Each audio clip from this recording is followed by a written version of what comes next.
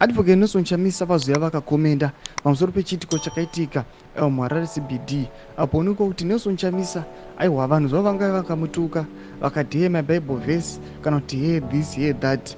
Nelson Chamisa haana kana zvaari kuita, Nelson Chamisa kana chi, but chokwadi chazongobuda kuti Nelson Chamisa vanhu vanongomuda, changobuda kuti aiwa vanonyazo kuziva kuti uyu mukomana wekayo ndiye chaiye achafulfilla maaspirations evagari venyika yeZimbabwe, ndiye mukomana chaiye asingadi kungonzi angopuwa mari ongopoketiwa obva aita the wish the regime.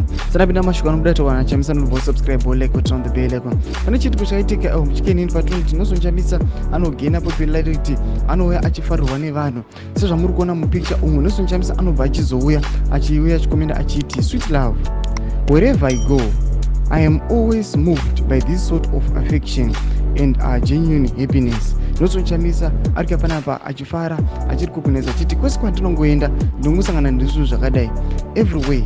People vanenge vada kungotorwa mapictures, vanenge vada kutorwa mavideos ekuti aiwa president vedu zvazosangana navo, Nelson Chamisa tasangana naye tanga tiinaye. People they are happy kana vari accompanied kana vari padhuze naNelson Chamisa, which means these guys vanotoda kutoti Nelson Chamisa avatungamirire ava the leader wavo.